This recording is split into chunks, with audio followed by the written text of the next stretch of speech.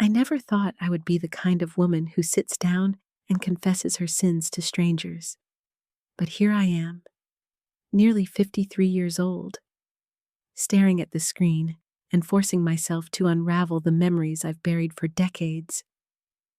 My name is Anna, and I was once a mother of 2 sons who were the center of my world. I thought I knew what love meant. I thought I understood fairness and devotion. But when you are thrust into the storms of betrayal, grief, and survival, you discover that choices you once swore you would never make are the very choices that come to define you. And for me, it all comes back to one decision. I chose my younger son over his brother. And even though the years have dulled the edges of many wounds, the truth of that choice still haunts me like a shadow I can't shake. I grew up in a small town, the kind where secrets were supposed to stay hidden behind lace curtains and polite Sunday smiles. I was the eldest daughter in a family that prized appearances more than honesty. My father worked himself ragged in construction. My mother put on the mask of a perfect homemaker. And I learned early how to swallow pain and pretend everything was fine. Maybe that's why, when my own family started to crumble, I was so skilled at keeping the outside world convinced we were okay. But inside, behind the closed doors of our modest home, the foundation was cracking. And I, as a mother, was the one with the hammer in hand, pounding in the final nails without even realizing it. I was 24 when I gave birth to my first son, Michael. I remember the way the nurses placed him in my arms, his tiny fists curling, his eyes so impossibly wide and searching. He was everything I had ever wanted, everything I had prayed for. My husband, Thomas, stood by me with tears in his eyes. For a little while, we were happy, truly happy. We built a life around Michael bedtime stories, birthday cakes, little league games.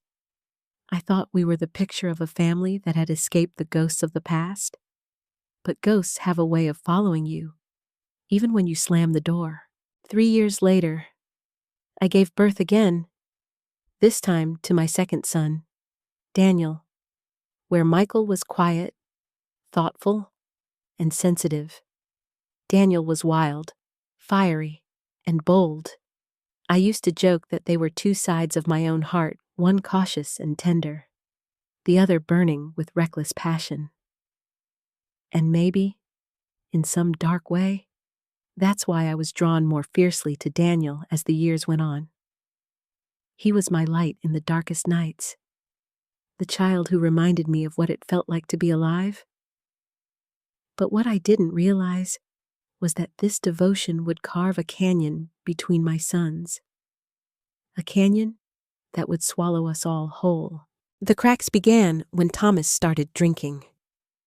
At first, it was just a beer after work, then 2, then a bottle of whiskey hidden in the garage.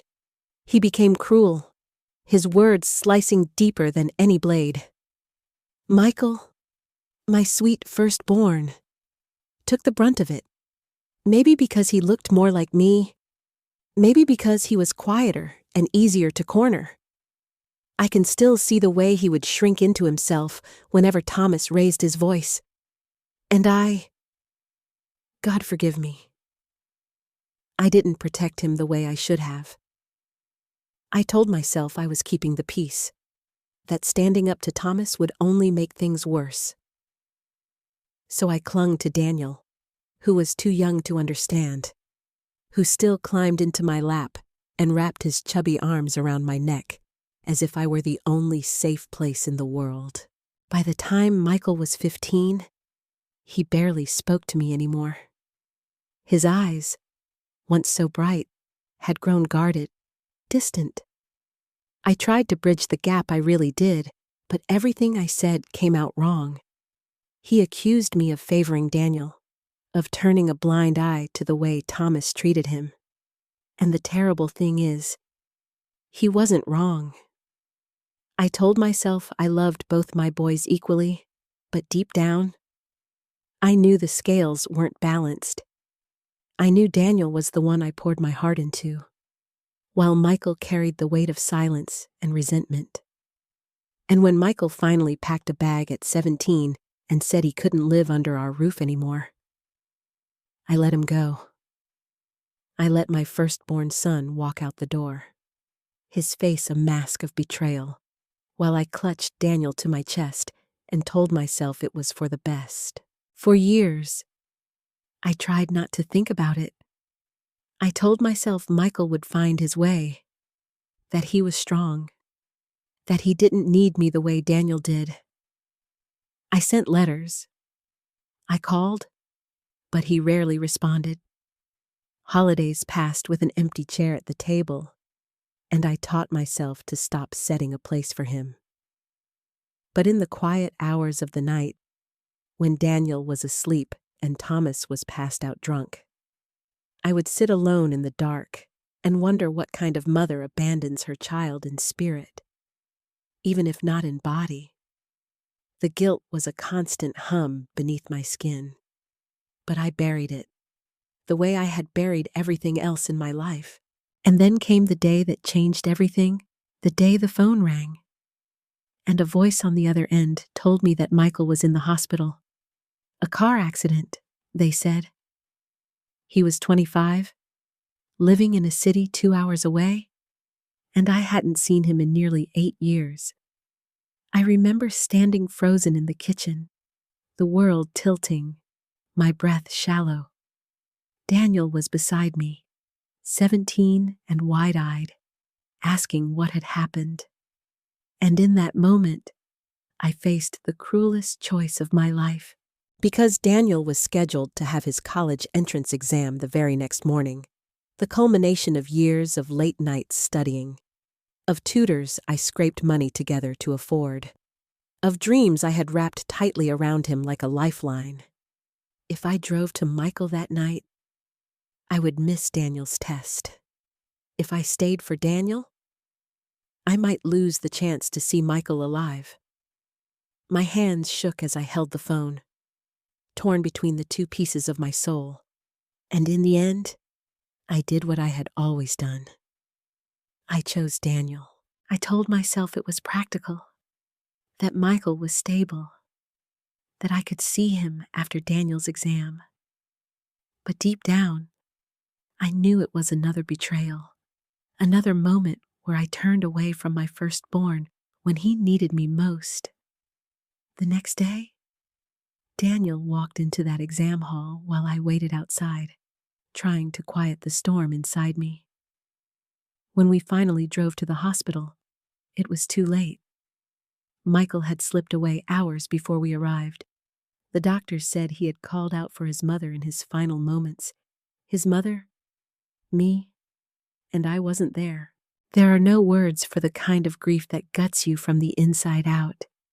For weeks, I moved through life like a ghost, unable to eat, unable to sleep, my hands trembling whenever I thought of Michael's face. At the funeral, Daniel stood beside me, his arm around my shoulders, but I could feel the weight of every judgmental stare from our relatives. They all knew. They all whispered. And in my heart, I knew too, I had failed my son. Not just once, but again and again, until failure became the story of our relationship. But grief is a strange, twisting thing. It doesn't just break you, it reshapes you. And in the wake of Michael's death, secrets began to surface. Secrets that revealed my family was far darker, far more twisted than I had ever imagined. Secrets that made me question not just my choices, but everything I thought I knew about my sons, my husband, and myself. I used to think grief was the final word that once you buried your child, there was nothing left to learn but how to survive with a shattered heart. But grief, as I came to understand, is only the beginning. After Michael's funeral, I tried to fold back into life for Daniel's sake. He was starting his first year of college, and I wanted him to see his mother as strong, unbreakable. But inside, every breath carried Michael's absence. I could still hear his voice in my head, the way he used to say "Mom" so softly, like he was afraid it might break something fragile between us. And every time I remembered that he called for me in his final moments, I felt like a thief, as though I had stolen his chance at comfort when he needed me most. It was during those hollow months that I began sorting through the remnants of Michael's life. His landlord had boxed up his things, and I drove to collect them in silence, Daniel beside me, staring out the window with that same restless energy he had always carried. When I opened those boxes at home, the scent of my son rose up to meet me, his cologne, his notebooks, even the faint hint of cigarettes I never knew he smoked. My hands shook as I leafed through his journals, pages filled with careful handwriting that revealed a world I had been blind to. There, in his own words, were pieces of a boy I had once known and a man I had never met. He wrote about loneliness, about feeling like an outsider in his own family, about the nights he spent replaying Thomas's cruel words and my silence. But what stopped me cold were the passages about Daniel. He wrote of his brother with a mix of love and bitterness, saying how he envied him, how he hated the way I doted on him, how he felt erased in his presence. One sentence carved itself into my heart like fire.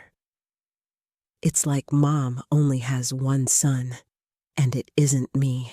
I couldn't breathe when I read that, the pages blurred with my tears. My God, what had I done? How had I not seen the depth of his pain? I wanted to believe Michael was strong enough, independent enough, but the truth was that he was crying out for me in ways I ignored. And yet, buried deeper in those journals, I found something I never expected. Letters unsent, unfinished, written to me. Letters where he tried to forgive me, tried to explain that he understood why I clung to Daniel, that maybe he reminded me of all the things I wanted to forget. Letters where he begged me to be honest with myself, to admit the truth I had buried beneath excuses. He even wrote about a secret he had discovered about Thomas, one that he hinted was the reason he finally left home, but he never spelled it out completely. Just fragments: the money, the lies, not what he seems. That secret gnawed at me. For weeks, I tried to piece it together. I asked Thomas, but he only sneered and told me to stop digging through the past. Daniel, on the other hand, grew distant every time Michael's name came up, as though there was something he too was hiding. At first, I told myself it was just his way of coping, but soon, I began to sense a darker undercurrent. It was as if Michael's absence had cleared space for truths long buried to crawl out from the shadows. The turning point came one night when I couldn't sleep and wandered into the garage. Thomas had passed out in his chair, the stench of whiskey filling the house. I searched through his old filing cabinet, desperate to find some clue about what Michael had meant. That's when I found it, a stack of bank statements, tucked beneath old tax documents. My heart pounded as I flipped through them, realizing that for years, large sums of money had been withdrawn from accounts I didn't even know existed. And not just that some of the payments were in Michael's name, forged, as if Thomas had been siphoning money and using our son as a shield. I confronted him the next morning, his face twisted with rage. But underneath, I saw fear. He admitted just enough to make my blood run cold. He had been laundering money through a construction contract. And when Michael found out, he threatened to expose him. That was why he drove Michael away. Why their fights had been so brutal. And me, I had been too blind, too wrapped up in protecting Daniel, to notice the storm brewing right in front of me. The betrayal burned through me like acid. I had let my husband poison my firstborn, had stood silent while he drove Michael from our home, and then, when Michael tried to warn me, I turned away. The guilt was suffocating. But what shattered me most was realizing Daniel knew. He confessed it one night, his eyes full of something I couldn't quite name. He told me Michael had confided in him before leaving, told him about their father's crimes, and Daniel, he had chosen to keep it quiet. At first, I was furious. How could my younger son, the one I had protected so fiercely, betray his brother that way? But Daniel's explanation left me trembling. He said he was scared, that he didn't want to lose the life I was building for him, that if our family exploded, his future would collapse too. He said he thought Michael would handle it, that he would survive like he always did. And then he looked at me, tears running down his face, and whispered, "You always chose me, Mom." I thought maybe that meant I had to choose me too. His words cut me deeper than any blade. My favoritism had poisoned not just Michael, but Daniel too. I had taught him, without ever meaning to, that self-preservation came before loyalty, that his brother's suffering could be ignored as long as he stayed safe. I had shaped both of my sons in ways I never intended, one into a ghost, the other into a mirror of my own selfishness. The weight of it all pressed down on me until I couldn't move. I stopped eating, stopped leaving the house. I spent nights staring at Michael's journals, replaying every moment I could have chosen differently. And in that silence, a dark thought began to form.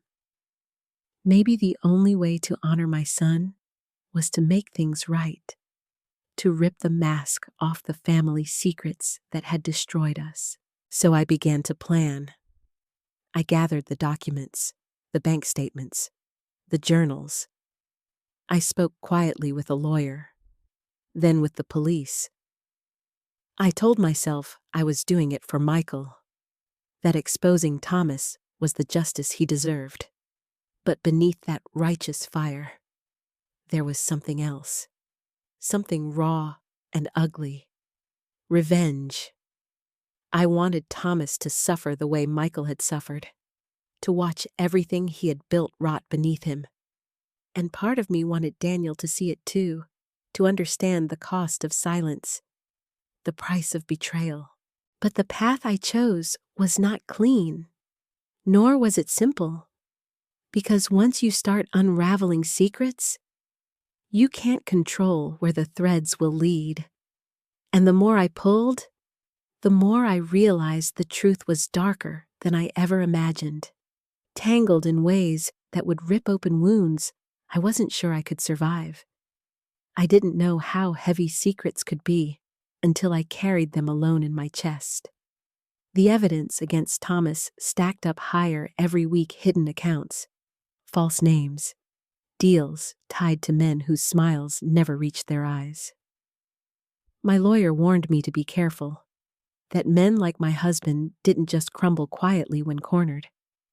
But I was past fear. I thought of Michael's words, written in his journal with the kind of finality only the broken can write. One day, the truth will come out, even if it kills us. I realized then that maybe my son hadn't just been running from his father. He had been warning me that the truth was bigger, more dangerous than I could imagine. Daniel grew suspicious of my late-night phone calls, my meetings in town. He was 19 now, in his first year of college, but he still lived at home. He had always been sharp, too sharp for his own good, and I could see the worry in his eyes every time I came back with shadows under mine. One evening, he asked me outright, "Mom, what are you doing?" And when I hesitated, he added softly, "Are you trying to finish what Michael started?" The sound of his brother's name on his lips silenced me. I realized then he had known far more all along. It came spilling out of him like water through a broken dam. Michael hadn't just told him about Thomas's crimes. He had begged Daniel to stand by him, to help him gather evidence. And Daniel, my chosen son, my golden child, had refused. He admitted it with shame burning his face. His fists clenched so tight his knuckles went white. I told him I couldn't risk it. He whispered. I was scared. "Mom, I didn't want Dad to find out I knew. I didn't want to lose everything." So I told him. I told him to keep me out of it. My throat closed. I could picture it so clearly, Michael's last desperate attempt at family loyalty, crushed under Daniel's fear. My sons, one begging for help, the other too afraid to give it, and me, blind, always blind, standing in the kitchen, calling Daniel in for dinner while his brother packed a bag and walked out forever. The guilt wrapped itself tighter around my lungs until I couldn't breathe. I wanted to scream at Daniel, to shake him, to tell him he had abandoned his brother just as I had. But then he looked at me with those eyes, the same hazel eyes that had once gazed at me from a crib, trusting me with his whole heart, and I saw something different. Regret, fear, and beneath it, a flicker of the boy who had once believed I could keep him safe from anything. I realized that if I lashed out, I would only repeat the cycle, the endless blame that had destroyed Michael. So instead, I told him the truth. Every detail of what I had found, every step I had taken. He listened in silence, his jaw tightening with every word. When I finished, he leaned back and said something that chilled me. "If you bring Dad down, he won't go quietly. He'll take us with him." I wanted to believe he was exaggerating. I wanted to believe justice was simple, that exposing the truth would set us free. But Daniel was right. Thomas was a man who lived on control, who thrived on fear. If I lit the match, he would burn the house down around us before letting me win. It was around then that the strange phone calls began. At first, just silence on the other end. Then, low voices I didn't recognize, warning me to stop digging. One evening, I came home to find the back door ajar, though I knew I had locked it. Nothing was taken, but Michael's journals were left scattered across the floor, as if someone had rifled through them. My hands trembled as I gathered them up, clutching them to my chest like a lifeline. Whoever had been inside knew exactly what they were looking for. I confronted Thomas that night. He laughed in my face, a cold, hollow sound that curdled my blood. "You think you're smarter than me?" he sneered. "You think you can dig through my life and not pay the price?" Go ahead, Anna. Go ahead and try. But remember, you've already lost one son. His words cut sharper than knives. Was it a threat or just cruelty? Either way. I realized then that the danger wasn't some distant shadow. It was already inside our home. Daniel grew restless, protective in a way I hadn't seen before. He began staying up late, pacing the house, checking the locks. One night, he told me he hated his father, not just for the crimes, but for the way he had poisoned all of us. "He ruined Michael," he said through clenched teeth, "and he's ruining you. I won't let him ruin me too." There was fire in his voice, the same fire that had once made me favor him so fiercely. But this time, I didn't feel pride. I felt fear, because fire, once unleashed, can burn everything in its path. It all came to a head one rainy evening when Thomas stumbled home drunk, angrier than I had ever seen him. He accused me of conspiring against him, of turning his sons against him. He shouted that Michael's death was on my hands, that if I had raised him right, he wouldn't have been weak enough to die. The words sliced me open, but before I could speak, Daniel stepped forward. He shoved his father back, his voice shaking with rage. "You killed him, not Mom. You!" The silence that followed was suffocating. Thomas's eyes narrowed, and in that moment, I thought he might strike Daniel, but instead, he smiled a thin, deadly smile and whispered, "Then you'll follow him." I don't know what happened next. Everything blurred into chaos. Shouting, shoving, the crash of glass breaking. By the time I pulled Daniel back, his hands were bleeding, and Thomas was sprawled on the floor, laughter bubbling from his lips like poison. My younger son shook in my arms, his whole body trembling with rage and fear, and I realized the cycle was about to repeat itself. I was about to lose my second son, not to death, but to hatred, to vengeance, to the same darkness that had stolen Michael. That night, I made a decision. I gathered the evidence, every page, every document, and I went to the authorities with Daniel by my side.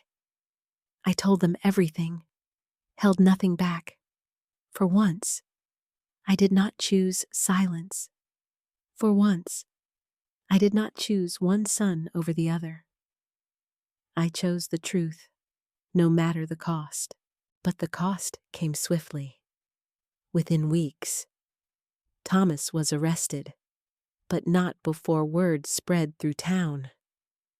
Neighbors whispered, friends turned their backs, and Daniel's college prospects darkened under the shadow of scandal.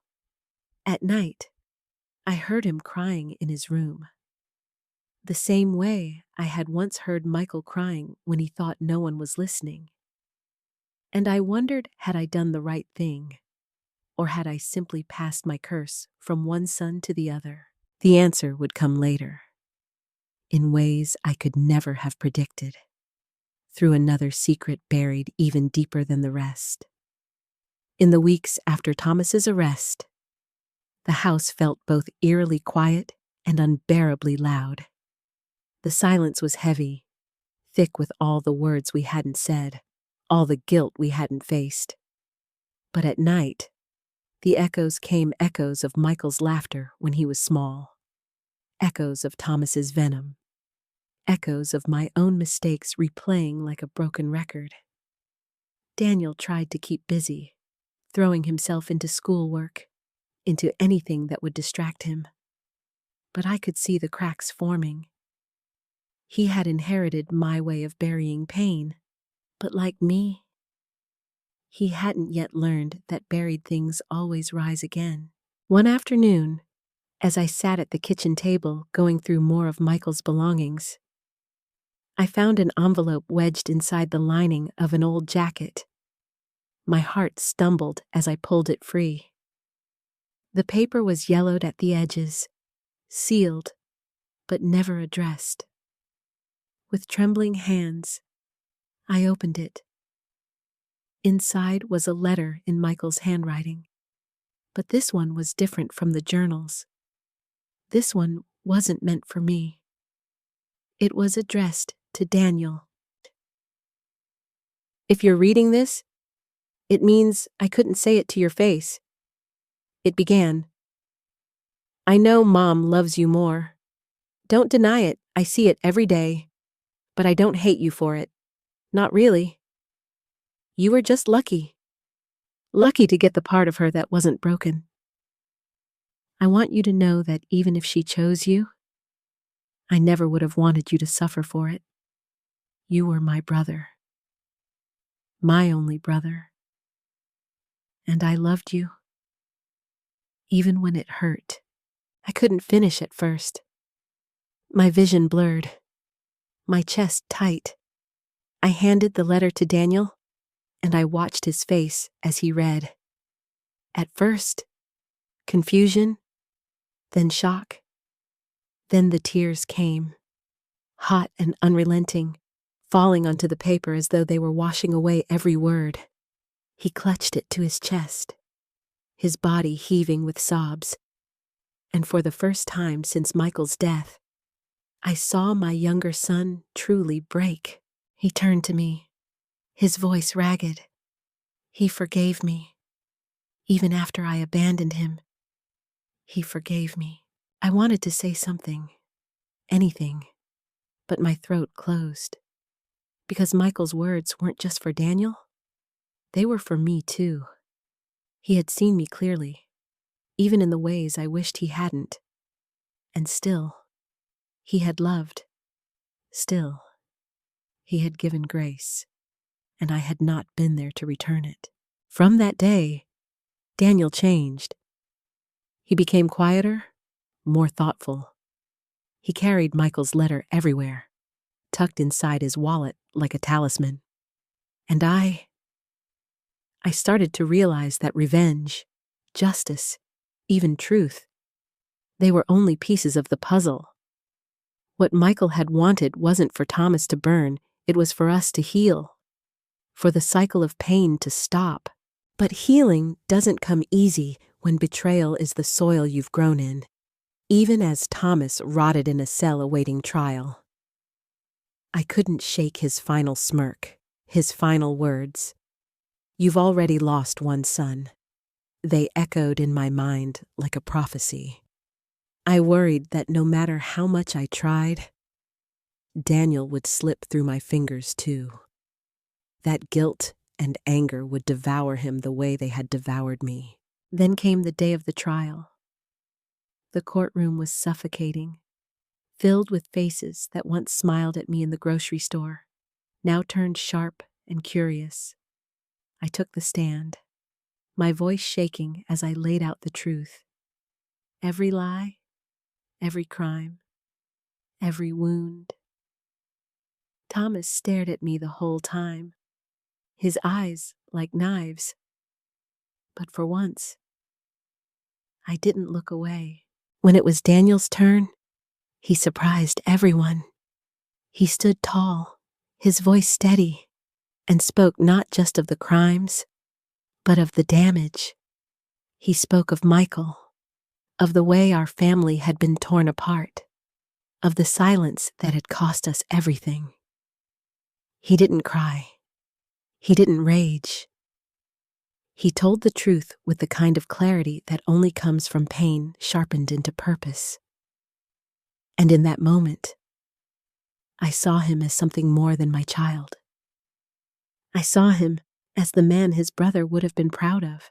The verdict came swiftly. Guilty. Years in prison. Some people called it justice. Others called it scandal. For me, it was both and neither, because no sentence could bring Michael back. No prison walls could undo the years of damage. And yet, as I left that courtroom with Daniel beside me, I felt something shift inside me.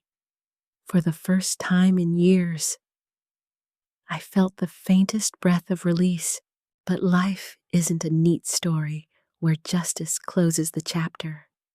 Life is messier, crueler.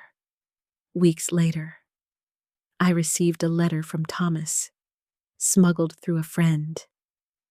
Inside, he wrote that he had nothing left to lose, that he would make sure his blood carried on his legacy. He claimed Daniel wasn't just my son, he was his heir, the one who would always carry his shadow. And then he wrote something that froze me. Michael was never mine. You knew it, didn't you? I read those words again and again, my mind unraveling. Could it be true? Was Michael not his child? Had that been the reason for the hatred, the cruelty, the relentless targeting? My hands shook as I tried to remember those early days, the whispers, the nights when Thomas accused me of secrets I never spoke aloud. I had buried something then, something I had sworn to myself I would never unearth. The truth hit me like a blade. He was right. Michael wasn't his. He was the child of a love I had once clung to before Thomas, a fleeting affair I convinced myself never happened once I married. I told myself Michael was Thomas's because it was easier, safer. But Thomas must have known, must have felt it in his bones. And he punished Michael for it every single day of his life. The ground tilted beneath me. My betrayal had been the seed, and it had grown into years of suffering, into the death of my firstborn, into the ruin of our family. And now, Daniel carried the weight of all of it, not just my choices, not just his father's crimes, but the truth of bloodlines and lies that had destroyed us from the inside out. That night, I sat across from Daniel and told him everything. The affair, the truth about Michael's father, the possibility that what Thomas wrote was real. His face crumbled, and I thought he would hate me forever. But instead, he whispered, "It doesn't matter. He was my brother. Nothing changes that." And in that moment, I realized Michael had gotten his wish after all. Not justice, not revenge, but love. Broken, imperfect, scarred, but love that outlived betrayal. Love that Daniel chose, freely, in the face of everything. Now, years later, I still wake in the night to the echoes of the past. I still wonder what might have been if I had chosen differently, if I had loved both my sons the way they deserved. But I also know this, the truth, no matter how jagged, sets us free only when we're brave enough to face it. And though the truth haunts me, it also binds me to the memory of my son, the son I lost, and the son I still have. If you've listened this far, if you've walked with me through the shadows of my story, then I want you to carry one thing with you. Don't wait to love the people who need it. Don't let silence be the legacy you leave behind. Thank you for listening to my truth. If this story touched you, please like, share, and subscribe, and let me know in the comments what you felt as you listened. Sometimes, sharing our stories is the only way to heal.